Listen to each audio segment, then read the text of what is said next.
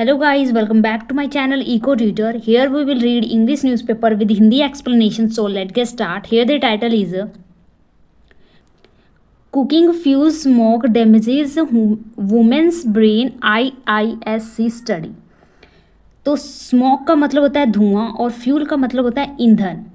तो खाना पकाने के ईंधन का धुआं महिलाओं के मस्तिष्क को नुकसान पहुंचाता है, इसके बारे में न्यूज़ है गाइस। चलो भी इसे अच्छे से समझते हैं और जो भी इसमें डिफ़िकल्ट वर्ड आएंगे उसका सिनोनियम देखेंगे और लास्ट में जो हम एक्स्ट्रा वर्ड करते हैं उसको भी कंटिन्यू करेंगे। तो उससे पहले इस वीडियो को आपने लाइक नहीं किया तो लाइक कर लेना, सब्सक्राइब कर लेना, क्योंकि ये वीडियो आपके लिए जो है हेल्पफुल हो सकती है। आप हमेशा अगर इस वीडियो को देखते रहेंगे, इस चैनल पे हमेशा बने रहेंगे, तो आपको सच में कुछ ना कुछ ज़रूर सीखने को मिलेगा और आपकी इंग्लिश ज़रूर इम्प्रूव होगी। तो बिना टाइम वेस्ट किए स्टार्ट करते हैं इसे। So here is a women expose to household air pollution from cooking fuels may be at a higher risk of cognitive impairment than man. तो वुमेन एक्सपोज्ड मीन्स खुलासा करना। तो ये खुलासा किया गया कि जो वुमेन है हाउस होल्ड काम करती हैं, हाउस होल्ड का जो एयर पोल्यूशन है मीन्स जो घर में जो हवा है उसकी जो उसमें पोल्यूशन है, किससे हो जाता है वो पोल्यूट? कुकिंग फ्यूल से, जो आप खाना बनाते हो उसके ईंधन से। ये क्या कर सकता है? हायर रिस्क, यानी कि बहुत ज़्यादा रिस्क हो सकता है।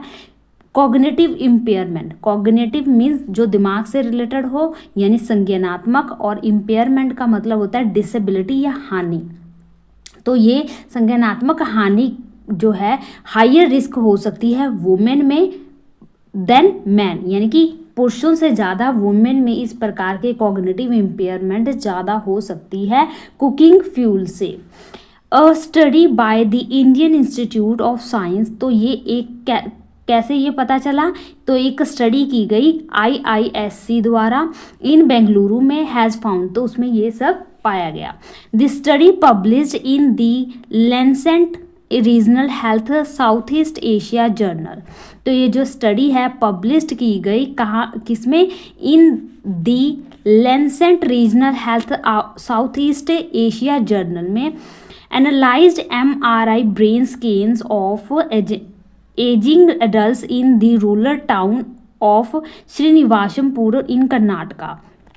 तो कर्नाटका में एक टाउन है श्रीनिवासमपुरा, वहाँ के जो एडल्ट हैं जिनकी एज ज़्यादा है तो उनका ब्रेन स्कैन किया गया। MIR ब्रेन स्कैन, ये क्या होता है? एक प्रकार का एक रेडियो होता है या फिर कह सकते हैं एक मैग्नेट होता है जिससे आपके ब्रेन को चेक किया जाता है कि किस तरह के जो अंदर टिश्यूज़ हैं ब्रेन में, कोई प्रॉब्लम वगैरह तो नहीं, सूजन वगैरह या कोई भी ब्रेन संबंधी जो भी स्कैन किए जाते हैं वो किए गए।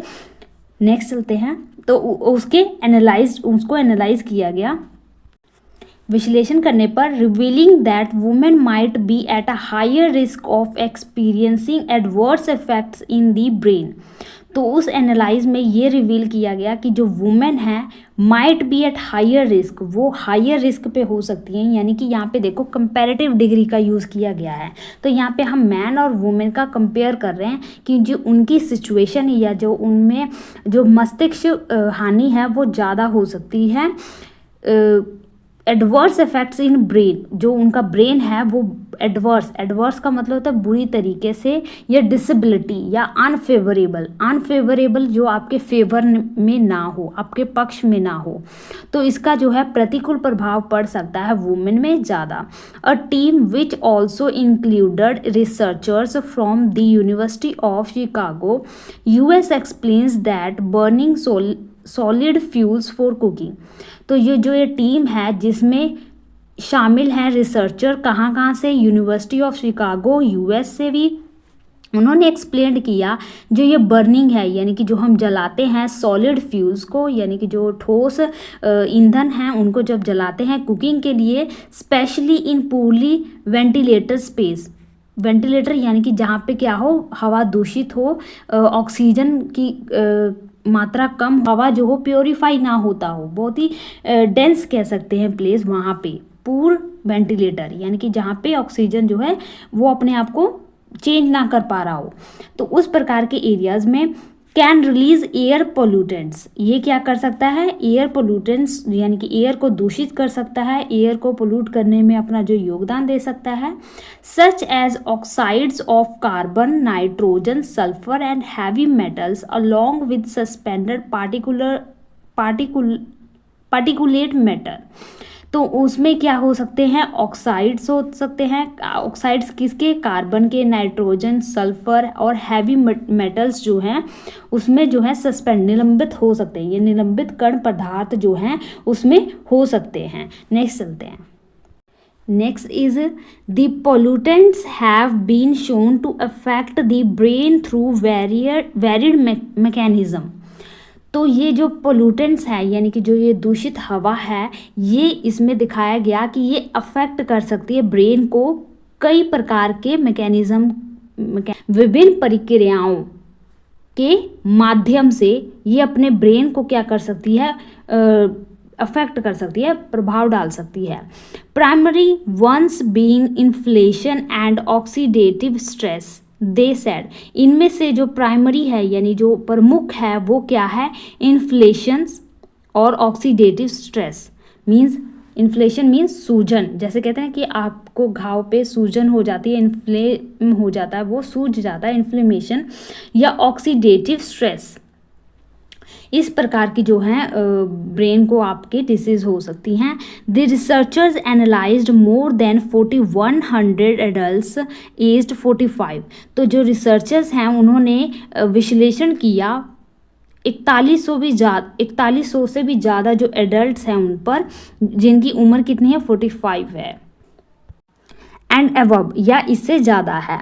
Who are participants of the ongoing Center for Brain Research Srinivasampura Aging, Neurosenescence and Cognition CBR SENCOG study at IISc।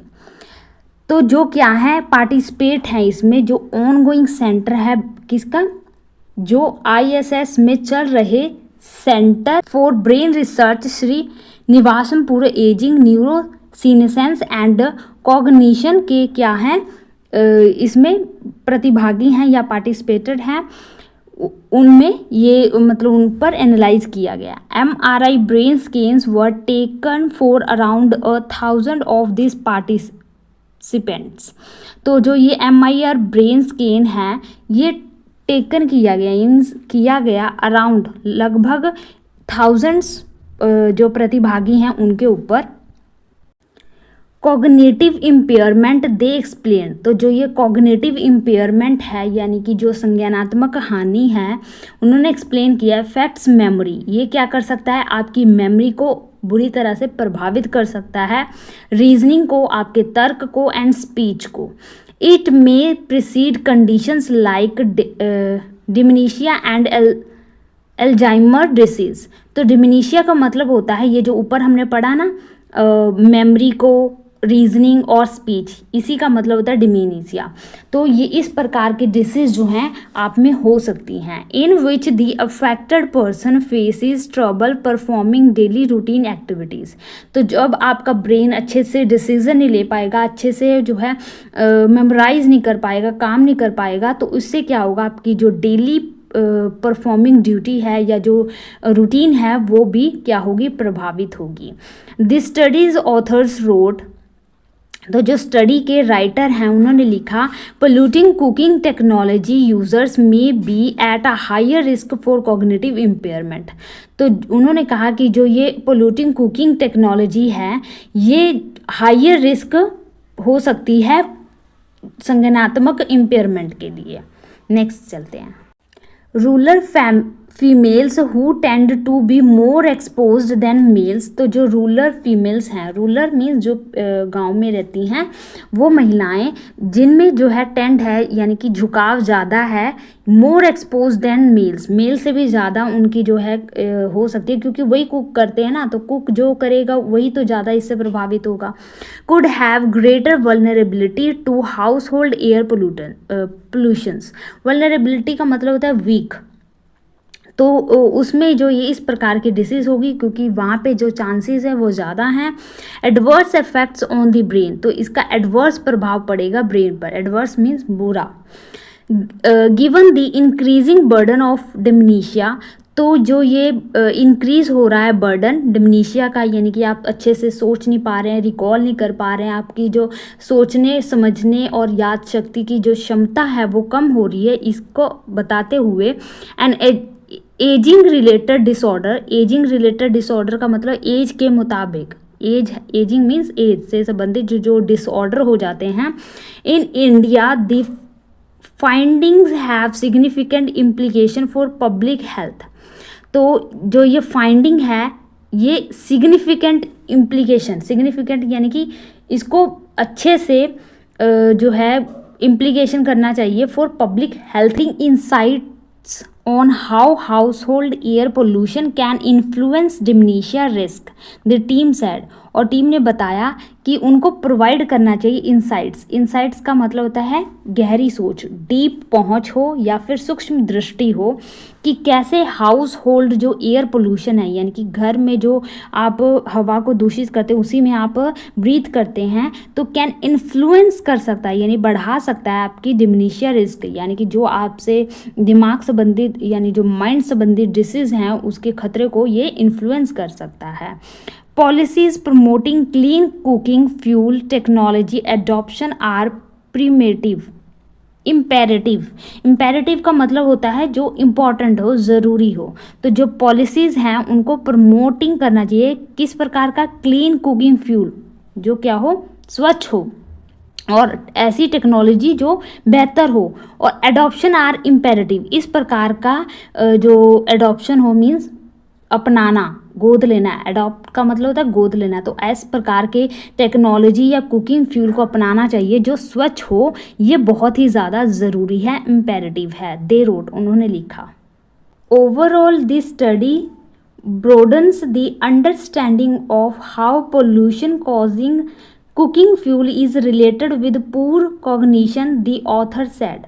तो मीन्स अब हम निचोड़ बता रहे हैं कि ओवरऑल पूरा ये क्या है, जो स्टडी है ये व्यापक रूप से इस बात को अंडरस्टैंड करने के लिए कह रही है कि हाउ जो ये पोल्यूशन है ये कारण बन सकता है कुकिंग फ्यूल, क्या है, कुकिंग फ्यूल जो है कारण बन सकती है पूर कॉग्निशन का, यानी कि जो आपकी वीकन संज्ञानात्मक या कॉग्निशन है उसको ये अफेक्ट कर सकती है।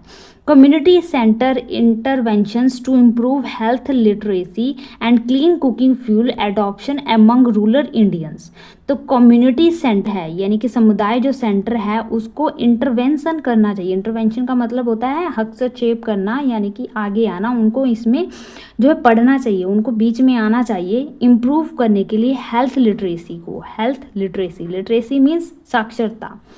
And clean cooking fuel adoption, और क्लीन कुकिंग जो है यानी कि साफ सुथरा कुकिंग फ्यूल एडॉप्शन उसको अपनाना एमंग रूरल इंडियंस, यानी रूरल इंडियंस क्या करें, क्लीन कुकिंग फ्यूल को अडॉप्ट करें और उनमें लिटरेसी जो हेल्थ लिटरेसी जो है वो उसका सुधार हो। इसके लिए कम्युनिटी सेंटर को भी इसमें शामिल होना चाहिए, इंटरवेंशन करना चाहिए। Reduce the substantial morbidities associated with polluting cooking fuel use and reduce dementia risk, they said। और उन्होंने कहा कि ये हेल्प कर सकता है रिड्यूस करने में, यानी कम करने में, लेस करने में सब्सटेंशियल मॉर्बिडिटीज़। मॉर्बिडिटीज़ का मतलब होता है रोगों की संख्या या एंग्विश कह सकते हैं, ANGUIS, एंग्विश, यानी कि जो रोग हैं या जो ग्रीफ है, GRIEF, ग्रीफ जो है इसको कम करने में ये मदद कर सकता है। कैसे, एसोसिएटेड विद, मिलकर, जो पोल्यूटिंग कुकिंग एयर, यानी कि किसके साथ जो ये होते हैं मॉर्बिडिटीज़ रोग किसके साथ होते हैं, पोल्यूटिंग कुकिंग फ्यूल की यूज़ से। और ये अगर वो जो कम्युनिटी है वो साथ में आएगी तो ये रिड्यूस कर सकती है इस प्रकार की डिसीज़ को होने से। This study is the only one to employ brain scanning techniques in rural pollution to examine how household air pollution can adversely impact the brain structurally, the author said। तो जो ये स्टडी है is the only one to employ, इसका मतलब ये इसलिए employ है means employ का मतलब होता है तैनात यानी किया गया। तो ब्रेन स्कैनिंग, ब्रेन का जो स्कैन करना, टेक्निक्स इन रूरल पोल्यूशन, जो पेंडू पोल्यूशन है, प्रदूषण है, उसको एग्जामिन करने लिए कि किस प्रकार जो हाउस होल्ड एयर पोल्यूशन है ये आपके दिमाग को एडवर्सली इम्पैक्ट डालती है। एडवर्सली का मतलब होता है बुरी तरह से, इम्पैक्ट मीन्स प्रभाव, तो बुरी तरीके से ये प्रभावित करती है आपके ब्रेन के स्ट्रक्चर को। दी ऑथर रोट, या रोथर ने कहा। तो ये छोटी सी न्यूज़ थी गाइज। आई होप आपको अच्छे से समझ लगी होगी, आपने यहाँ पे वर्ड टू वर्ड रीड किया और साथ ही कुछ नए नए वर्ड सीखे। तो चलो जो हम एक्स्ट्रा वर्ड जो करते हैं उसको कंटिन्यू करते हैं। तो वर्ड करने से पहले एक ईडियम से शुरुआत करते हैं। तो एक ईडियम है यहाँ पे, call a spade a spade. Call a spade का मतलब होता है स्पीक ट्रूथफुली। आप तोड़ मड़ोड़ के नहीं बातें कर रहे हैं, आपने जो सच है आपने वही बोल दिया। तो उसके लिए हम एक ईडियम यूज़ करते हैं, उसे कहते हैं कॉल अ स्पेड। जो सच था उसी को आपने बोल दिया। नेक्स्ट है हमारा एवेरिशियसनेस। एवेरिशियसनेस का मतलब होता है लालची, जो ग्रीडी हो या क्रूर हो, बहुत ही ज़्यादा क्रूर हो, उसके लिए हम वर्ड यूज़ करते हैं एवेरिशियसनेस। ठीक है, नेक्स्ट देखते हैं। नेक्स्ट वर्ड है हमारा विजिलेंट, विजिलेंट। तो आज के समय में जो पर्सन विजिलेंट नहीं रहता ना, वो ग्रोथ ही नहीं कर पाता। तो विजिलेंट, आई होप आप समझ गए होंगे। विजिलेंट मीन्स जागरूक, आपको जागरूक रहना पड़ता है, तभी जाके जो है आप अपने आप को समझ सकेंगे, अपने आसपास के लोगों को अच्छे से जान सकेंगे कि आपके आसपास क्या हो रहा है। तो विजिलेंट का मतलब होता है बहुत ही ज़्यादा विजिलेंट रहना, यानी जागरूक रहना। नेक्स्ट वर्ड है ब्लॉट। ब्लॉट का मतलब होता है दाग। ठीक है, तो अगर आपके शर्ट पे कोई दाग है, निशान है, तो उसके लिए वर्ड यूज़ कर देंगे ब्लॉट। या फिर कहेंगे स्मज, SMUDGE, स्मज। या फिर कहेंगे फ्लैक, FLECK, फ्लैक। या पैच पड़ गया, पैच तो आप करते ही होंगे यूज़, है ना। नेक्स्ट वर्ड है हमारा ड्रैकोनियंस।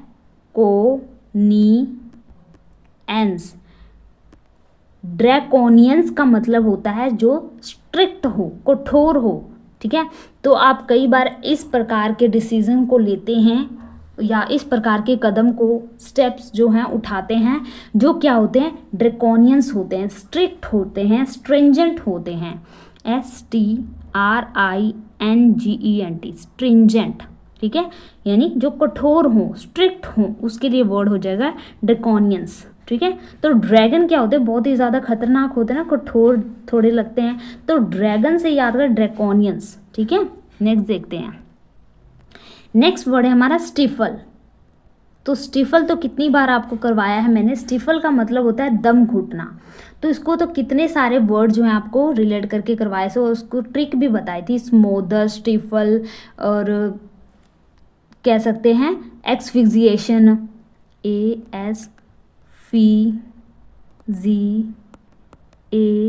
एक्सफिजिएशन का मतलब भी होता है दम घुटना। स्मोदर, जब आपकी मदर नहीं दिखाई देती तो आपका सांस जो है क्या ऊपर ही अटक जाता है, सांस दम घुटने लगता है। ठीक है, स्मोदर।